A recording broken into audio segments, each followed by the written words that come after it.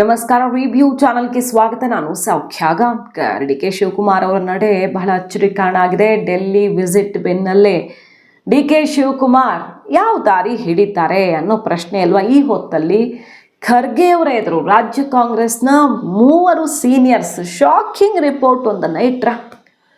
ಇದು ಪಕ್ಷವನ್ನ ಇಬ್ಬಾಗ ಮಾಡೋ ತನಕ ಸಾಧ್ಯತೆಗಳ ಸೀಕ್ರೆಟ್. ಡೀಟೇಲ್ಸ್ ಇಡ್ತಾ ಹೋಗ್ತೀವಿ.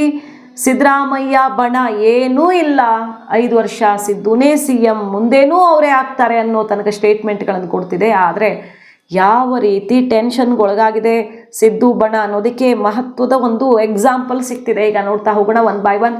ಮಿಸ್ ಮಾಡದೆ ನಮ್ಮ ಚಾನಲ್ನ ಸಬ್ಸ್ಕ್ರೈಬ್ ಮಾಡಿ, ನಿಮ್ಮ ಅಭಿಪ್ರಾಯ ಕಮೆಂಟ್ ಮಾಡಿ ತಿಳಿಸಿ. ಎಸ್ ವೀಕ್ಷಕರೇ, ಸಿದ್ದರಾಮಯ್ಯ ಬಣ ಪದೇ ಪದೇ ಅದನ್ನೇ ಹೇಳ್ತಿರೋದು. ಯತೀಂದ್ರ ಸಿದ್ದರಾಮಯ್ಯನವ್ರು ಶುರು ಮಾಡಿದ್ರು, ಸೆಷನ್ ಒಳಗಡೆನೇ ಸಿದ್ದರಾಮಯ್ಯನವ್ರು ಹೇಳಿದ್ರು, ಈಗ ಅವ್ರ ಆಪ್ತರು ಹೇಳ್ತಿದ್ದಾರೆ.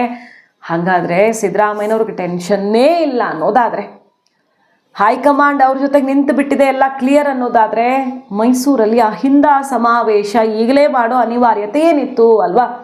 ಅಹಿಂದ ಸಮಾವೇಶ ಅಂದರೆ ಕಾರ್ಯಕ್ರಮ ಮಾಡೋದು, ಅಹಿಂದ ರತ್ನ ಬಿರುದು ಕೊಡೋದು, ಸಿದ್ದರಾಮಯ್ಯನವ್ರ ಕೈ ಬಲಪಡಿಸೋದು, ಈ ಥರ ಸುಮಾರು ಪ್ಲ್ಯಾನ್ಗಳಾಗಿವೆ. ಮೈಸೂರಲ್ಲಿ ಒಂದು ಅಹಿಂದ ಸಮುದಾಯದ ಕಾರ್ಯಕ್ರಮವನ್ನು ಮಾಡಿ ಶಕ್ತಿ ಪ್ರದರ್ಶನಕ್ಕೆ ಜನವರಿಯಲ್ಲಿಯೇ ಈಗ ತರಾತುರಿಯಲ್ಲಿ ತಯಾರಿ ಮಾಡ್ಕೊಳ್ತಿದ್ದಾರೆ. ಅದಕ್ಕೆಲ್ಲ ರೂಪರೇಷೆ ರೆಡಿಯಾಗಿ ಕಾರ್ಯಕ್ರಮದ ಸಿದ್ಧತೆ ಕೂಡ ಆಗ್ತಿದೆ. ಸಿದ್ದರಾಮಯ್ಯನವರು 5 ವರ್ಷ ಇರ್ತಾರೆ, 28ಕ್ಕೂ ಅವರೇ ಬರ್ತಾರೆ ಅಂತಲೂ ಹೇಳಕ್ಕೆ ಶುರು ಮಾಡಿಬಿಟ್ಟಿದ್ದಾರೆ ಸಿದ್ದರಾಮಯ್ಯನವರು ಆಪ್ತರು. ಹಾಗಾದರೆ ಇದು ಸುಮ್ಮನೆ ಇರೋ ಟೆನ್ಷನ್ನ ಈ ಹೊತ್ತಲ್ಲಿ ಅಹಿಂದ ಶಕ್ತಿ ಪ್ರದರ್ಶನ ಮಾಡುವ ತೊಡೆ ತಟ್ಟುವಂಥ ಅವಶ್ಯಕತೆ ಏನಿತ್ತಲ್ವಾ? ಸಿಂಪಲ್ ಆಗಿ ಗೊತ್ತಾಗುತ್ತೆ, ಅಲ್ಲಿ ಟೆನ್ಷನ್ನು ಇನ್ನೂ ಉಳ್ಕೊಂಡಿದೆ, ಯಾವುದೂ ಬಗೆಹರಿದಿಲ್ಲ ಅನ್ನೋದು. ಸತೀಶ್ ಜಾರಕಿಹೊಳಿ ಅವರು ಮಾತ್ರ ಅದನ್ನು ಓಪನ್ ಆಗಿ ಹೇಳಿದ್ದಾರೆ. CM ಬದಲಾವಣೆ ಆಗ್ತಾರೆ ಅನ್ನೋದು ಇದೆ, ಆಗಲ್ಲ ಅನ್ನೋದು ಇದೆ, ನನಗೇನೋ ಗೊತ್ತಾಗ್ತಿಲ್ಲ, ಈ ಸಮಯದಲ್ಲಿ ಹೈಕಮಾಂಡ್ನವರೇ ನಿರ್ಧಾರ ಮಾಡಬೇಕು ಅಂತ ಹೇಳಿದ್ದಾರೆ. ರಾಹುಲ್ ಗಾಂಧಿ ಅವರೇ ತೀರ್ಮಾನಿಸ್ತಾರೆ, ಅವ್ರು ಹೇಳಿದ್ರೆ ನಾನು ರೆಡಿ ಬಿಡೋಕ್ಕೆ ಅಂತ ಸಿದ್ದರಾಮಯ್ಯನವ್ರು ಹೇಳೋ ಮೂಲಕ ರಾಹುಲ್ ಗಾಂಧಿ ಅವ್ರು ಹಾಗಾದ್ರೆ ನನ್ನನ್ನು ಇಳಿಸೋ ಧೈರ್ಯ ತೋರ್ತಾರ ಅನ್ನೋ ತನಕ ಮೆಸೇಜ್ ಕೊಟ್ಟಂಗೆ ಕಂಡು ಬಂತು. ಡಿ ಕೆ ಶಿವಕುಮಾರ್ ಅವ್ರ ನಡೆ ಏನಿದ್ರ ಮಧ್ಯೆ ಇದೆಲ್ಲ ಬೆಳವಣಿಗೆಗಳಾಗ್ತಿರುವಾಗ ಅಚ್ಚರಿಯ ಮಾತುಗಳನ್ನು ಆಡ್ತಿದ್ದಾರೆ. ನಾನು ಯಾರ ಜೊತೆನೂ ಮೀಟಿಂಗ್ ಮಾಡಿಲ್ಲ, ರಾಹುಲ್ ಗಾಂಧಿ ಅವರು ಈಗಷ್ಟೇ ಬಂದಿದ್ದಾರೆ, ಅವ್ರಿಗೆ ಡಿಸ್ಟರ್ಬೇ ಮಾಡಲ್ಲ, ಈಗಷ್ಟೇ ವಿದೇಶದಿಂದ ಬಂದಿದ್ದಾರೆ, ಅವ್ರಿಗೆ ಡಿಸ್ಟರ್ಬ್ ಮಾಡಲ್ಲ ನಾನು ಅನ್ನುವ ಅಚ್ಚರಿಯ ಮಾತುಗಳು. ಅವರ ಮಾತಿನ ಟೋನ್ ಚೇಂಜ್ ಆಗಿದೆ. ಹಾಗೆ ನಾನೊಬ್ಬ ಸಾಮಾನ್ಯ ಕಾರ್ಯಕರ್ತನಾಗಿರೋದಕ್ಕೆ ಇಷ್ಟಪಡ್ತೀನಿ, DCM ಆಗಿ ಮುಂದುವರಿತೀನಿ ಅನ್ನುವಂಥ ಮಾತುಗಳನ್ನು ಡಿ ಕೆ ಶಿವಕುಮಾರ್ ಅವರು, ಅಂದರೆ DCM ಆಗಿರೋದಕ್ಕೆ ನನಗೇನು ಬೇಜಾರಿಲ್ಲ ಅನ್ನೋ ರೀತಿಯಲ್ಲಿ happy to continue to be DCM ಅನ್ನುವಂಥ ಸ್ಟೇಟ್ಮೆಂಟನ್ನು ಕೊಟ್ಟಿದ್ದಾರೆ. ಏನು ಡಿಸೈಡ್ ಮಾಡ್ತಾರೋ ಮಾಡಲಿ, ಏನಾಗುತ್ತೋ ಆಗಲಿ, ನಾನಂತೂ ಪಕ್ಷದ ಸಾಮಾನ್ಯ ಕಾರ್ಯಕರ್ತ ಅನ್ನುವ ಮಾತುಗಳನ್ನು ಆಡುವ ಮೂಲಕ ಹೈಕಮಾಂಡ್ಗೆ ಡಿ ಕೆ ಶಿವಕುಮಾರ್ ಅವರಿಗೆ ಅಸಲಿ ಶಾಕ್ ಕೊಡ್ತಿದ್ದಾರೆ. ನೋಡಿ, ಈ ಹೊತ್ತಲ್ಲಿ ಮುನಿಯಪ್ಪನವರು ಮತ್ತು HK ಪಾಟೀಲ್ರು, ಪರಮೇಶ್ವರ್ ಅವರು, ಸೀನಿಯರ್ಸ್ ಎಲ್ಲ ಖರ್ಗೆ ಅವ್ರ ಜೊತೆ ಮೀಟಿಂಗ್ ಮಾಡಿದ್ದಾರೆ. ಖರ್ಗೆ ಅವ್ರು ಬಂದಿದ್ರಲ್ಲ, ಆ ಸಮಯದಲ್ಲಿ ಮೀಟಿಂಗ್ ಆಗಿದೆ ಸೀನಿಯರ್ಸ್ದು. ಏನಂತ ಹೇಳ್ತಿರೋದು, ಇದು ಯಾಕೋ ಹೈಕಮಾಂಡ್ ಇನ್ನು ಡಿಲೇ ಮಾಡಿದ್ರೆ ಪಕ್ಷಕ್ಕೆ ಡ್ಯಾಮೇಜ್ ಆಗೋ ಥರ ಕಾಣಿಸ್ತಿದೆ, ಇದು ಸರ್ಕಾರದ ಅಸ್ತಿತ್ವದ ಪ್ರಶ್ನೆ ಅನ್ನೋ ರೀತಿ ತೀವ್ರ ಸ್ವರೂಪ ಪಡ್ಕೊಂಡಿದೆ. ಒಂದು ಚೂರು ಹೆಚ್ಚು ಕಡಿಮೆ ಆದರೂ, ಇನ್ನು ತುಂಬ ಡಿಲೇ ಆಗಿ ಸ್ವಲ್ಪ ಹೆಚ್ಚು ಕಡಿಮೆ ಆದ್ರೂ ಪಕ್ಷ ಇಬ್ಬಾಗ ಆಗೋ ತನಕ ಬೆಳವಣಿಗೆಗಳು ಶುರುವಾಗ್ಬಿಡಬಹುದು, ಅಷ್ಟು ಡೇಂಜರ್ ಕಾಣಿಸ್ತಿದೆ. ಶಾಸಕರ ಮೀಟಿಂಗ್ಗಳು, ಡಿನ್ನರ್ ಪಾಲಿಟಿಕ್ಸ್ಗಳು, ಮತ್ತು ಫಾರ್ಮ್ ಹೌಸಲ್ಲಿ ನಡೀತಿರುವಂಥ ಮೀಟಿಂಗ್ಗಳು, ಉದ್ಯಮಿಗಳ ಜೊತೆಗೆ ಮೀಟಿಂಗ್ ಮಾಡಿಸ್ತಿರೋದು, ಉದ್ಯಮಿಗಳು ಶಾಸಕರನ್ನು ಒಟ್ಟಿಗೆ ಕೂರಿಸಿ ಊಟ ಮಾಡಿಸ್ತಿರೋದು, ಇವೆಲ್ಲ ಪಕ್ಷಕ್ಕೆ ಸಮಸ್ಯೆ ಆಗಬಹುದು ಅನ್ನುವಂಥ ರಿಪೋರ್ಟನ್ನು ಖರ್ಗೆ ಅವರು ಎದುರಿಟ್ಟಿದ್ದು. ಇಲ್ಲ, ಇದು ಹಿಂಗೆ ಮುಂದುವರಿಯೋಕ್ಕೆ ಬಿಡಲ್ಲ ರಾಹುಲ್ ಗಾಂಧಿ ಅವರು, ನಾವು ಕೂತ್ಕೊಂಡು ತೀರ್ಮಾನ ಮಾಡ್ತೀವಿ, ತಕ್ಷಣ ಇದು ಇತ್ಯರ್ಥ ಆಗಲೇಬೇಕು ಅನ್ನೋದು ನನ್ನ ಮನಸ್ಸಿನಲ್ಲೂ ಇದೆ ಅಂತ ಖರ್ಗೆ ಅವರು ಸೀನಿಯರ್ಸ್ ಎದುರು ಹೇಳ್ಕೊಂಡಿದ್ದಾರೆ. ಸೊ ರಾಹುಲ್ ಗಾಂಧಿ ಅವರೀಗ ವಾಪಸ್ ಬಂದಿರೋದ್ರಿಂದ ಈ ಎಲ್ಲ ಪ್ರಶ್ನೆಗಳಿಗೆ ಉತ್ತರ ಬೇಕಿದೆ. ಇನ್ನು ಪದೇ ಪದೇ ಹೋಗಿ ಕೇಳೋದಕ್ಕಿಂತ ಹೆಚ್ಚು ನನ್ನ ತೀರ್ಮಾನ ಹೇಳಿದ್ದಾಗಿದೆ. ಹೈಕಮಾಂಡ್ ನಾಯಕರ ಎದುರೇ ಮಾತುಕತೆ ಆಗಿತ್ತು. ಈಗ ನಾನು ಏನು ಮಾಡಬಲ್ಲೆ, ಕಾಯುವಷ್ಟು ದಿನ ಕಾದಿದ್ದೀನಿ, ನಿಮ್ಮ ಮುಂದೆ ಬಂದು ಹೇಳಿದ್ದೀನಿ. ಮಾತಿನ ಮೂಲಕ ಅಲ್ಲ, ಸಿಟ್ಟಿನ ಮೂಲಕ ಅಲ್ಲ, ಮೌನದ ಮೂಲಕ ಉತ್ತರ ಕೊಟ್ಟಿರೋದು, ಸಂದೇಶ ಕೊಟ್ಟಿರೋದು ಟೆನ್ಷನ್ಗೆ ಕಾರಣ ಆಗಿದೆ.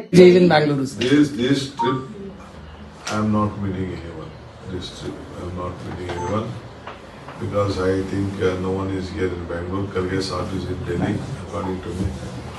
I think Raoji has come yesterday. I don't want to disturb him. When the government was formed in Karnataka, I can't disclose what all we discussed. We all have joined together, we have worked together, we have brought government together, and every party worker of the state has given their life, given their sweat, and all of them would support to win. And I am very grateful to the people of this Karnataka that they gave us a massive mandate, and whatever we had promised to them, we have delivered to them. We will continue to do so. And I'm very happy the High Command also gave me a very free hand. Myself and all the team, we all are to, as a team. It is not only D.K. Shivakumar or Siddaramaiah. All the legislators, candidates, the cadres, they have sacrificed a lot of things and they brought us to. Will you be meeting? ನಮ್ಮನೆ ಇದೆ ಆಗ್ತಾರಂತಿದೆ ಆಗೋಲ್ಲ ಅಂತಿದೆ ಎಲ್ಲ ನಮ್ಮನೆ ಇದೆ ಎಲ್ಲ ಸಂಕ್ರಾಂತಿಗೆ ಇದೆ ಎಲ್ಲ ನಾವೇನು ಹೇಳ್ಬೇಕಂತ ಅಲ್ಲ ನೀವು ಸರ್ಕಾರದಾಗ ಒಬ್ಬ ಪ್ರಭಾವಿ ಸಚಿವರು ಡಿನ್ನರ್ ಪಾರ್ಟಿ ಕರೆದ್ರಿ ಅಲ್ಲಿ ಒಂದು ಏನಾದರೂ ಆಗಿರ್ತದೆ ಊಟದಾಗ ಅದನ್ನ ನಮ್ಗೆ ಅಧಿಕಾರ ಇಲ್ಲ ಚೇಂಜ್ ಮಾಡೋದು ಅಲ್ಲ ಬೆಳಗಾವಿ ಕುಂದರ್ಸ್ತಿದ್ದೀವಿ ನಮಗೆ ಅಧಿಕಾರ ಇಲ್ಲ ನಮ್ದು ಏನಿದ್ರು ಚರ್ಚೆ ನಮ್ಮ ಡೆವಲಪ್ಮೆಂಟು ನಿನಗೆ ಎಷ್ಟು ದುಡ್ಡು ಬರ್ತೀವಿ ಯಾವ ಇಲಾಖೆಯಿಂದ ಆ ಚರ್ಚೆ ಅಷ್ಟೇ. ರಾಹುಲ್ ಗಾಂಧಿ ಅವರು ಹೇಳ್ತಿರೋದಿಷ್ಟೇ, ನನ್ನ ಎದುರಿಗೇನು ಈ ಅಧಿಕಾರ ಹಸ್ತಾಂತರದ ಮಾತುಕತೆ ಆಗಿರಲಿಲ್ಲ. ಅಂದರೆ ಖರ್ಗೆ, ವೇಣುಗೋಪಾಲ್ ಈ ರೀತಿ ನಾಯಕರಿದ್ದಾಗ ಆಗಿತ್ತು. ರಾಹುಲ್ ಗಾಂಧಿ ಅವರಿಗೆ ಆ ವಿಷಯ ತಿಳಿಸಲಾಗಿತ್ತು. ಸೋನಿಯಾ ಗಾಂಧಿ, ಪ್ರಿಯಾಂಕಾ ವಾದ್ರಾ ಅವ್ರಿಗೆ ವಿಡಿಯೋ ಕಾಲಲ್ಲಿ ತಿಳಿಸಲಾಗಿತ್ತು ಅಂತೆಲ್ಲ ಅಲ್ವಾ ಚರ್ಚೆ ಇರೋದು ಈಗ. ಸೊ ರಾಹುಲ್ ಗಾಂಧಿಯವರು ಯಾರು ನೀವು ಮೀಟಿಂಗಲ್ಲಿ ಇದ್ರೋ ನೀವೇ ಒಂದು ತೀರ್ಮಾನಕ್ಕೆ ತಗೊಂಡು ಬನ್ನಿ, ಅವರಿಬ್ಬರನ್ನ ಮನವೊಲಿಸಿ ಇಬ್ಬರನ್ನೂ ಆರಾಮಾಗಿ ಮಾತಾಡೋ ರೀತಿಯಲ್ಲಿ ತಯಾರು ಮಾಡ್ಕೊಂಡು ಬನ್ನಿ, ನಾನು ಅಂತಿಮ ತೀರ್ಮಾನ ತಿಳಿಸ್ತೀನಿ ಅಂತ ಹೇಳ್ತಿದ್ದಾರೆ. ಬಟ್ ಸೋನಿಯಾ ಗಾಂಧಿಯವರು ಖರ್ಗೆ ಅವರ ಹೆಗಲಿಗೆ ಇದನ್ನು ಹಾಕಿದ್ದಾರೆ. ಇದೆಲ್ಲದರ ಬೆನ್ನಲ್ಲೇ ಸಿದ್ದರಾಮಯ್ಯನವರು ಸೆಡ್ಡು ಹೊಡಿತಿದ್ರೆ D.K. ಶಿವಕುಮಾರ್ ಅವರು ಮೌನಾವತಾರವನ್ನು ತಾಳಿದ್ದಾರೆ. ರೆಸ್ಟ್ ಮಾಡಲಿ ರಾಹುಲ್ ಗಾಂಧಿಯವರು ಅನ್ನೋ ರೀತಿಯಲ್ಲಿ. ರಾಹುಲ್ ಗಾಂಧಿಯವ್ರಿಗೆ ನಾನು ತೊಂದರೆನೇ ಕೊಡಲ್ಲ ಅಂದರೆ ಮತ್ತೆ ನಾನು ಹೈಕಮಾಂಡ್ ಕೇಳೋ ಪ್ರಶ್ನೆಯೇ ಇಲ್ಲ, ನೋಡೋಣ ಮುಂದೆ ಅನ್ನೋ ತನಕ ಸಂದೇಶ ರವಾನಿಸುವ ಮೂಲಕ ರಾಜ್ಯ ಕಾಂಗ್ರೆಸ್ನಲ್ಲಿ ಹೈ ಟೆನ್ಷನ್ ಈಗ ಸೃಷ್ಟಿಯಾಗಿರೋದು. ಸೊ ಸೀನಿಯರ್ಸ್ ಆತಂಕ, ಖರ್ಗೆಯವರ ಆತಂಕ ಇಷ್ಟೇ, ಪಕ್ಷಕ್ಕೆ ಕೊಡಲಿ ಪೆಟ್ಟು ಬಿದ್ದರೆ ಇವ್ರ ಜಟಾಪಟಿಯಲ್ಲಿ ಪಕ್ಷ ಇಬ್ಬಾಗವಾಗುವಂತಹ ಪರಿಸ್ಥಿತಿ ಬಂದೆರಗಿದ್ರೆ ಅಂತ. ಅಷ್ಟು ಪರಿಸ್ಥಿತಿ ಬಿಗಡಾಯಿಸಿರೋದು ಈಗ ರಾಜಕಾರಣದಲ್ಲಿ. ಕಾದು ನೋಡೋಣ. ಮಾಹಿತಿ ಇಷ್ಟ ಆಗಿದ್ರೆ ಮಿಸ್ ಮಾಡದೆ ನಮ್ಮ ಚಾನಲ್ನ ಸಬ್ಸ್ಕ್ರೈಬ್ ಮಾಡಿ, ನಿಮ್ಮ ಅಭಿಪ್ರಾಯ ಕಮೆಂಟ್ ಮಾಡಿ ತಿಳಿಸಿ. Thank you.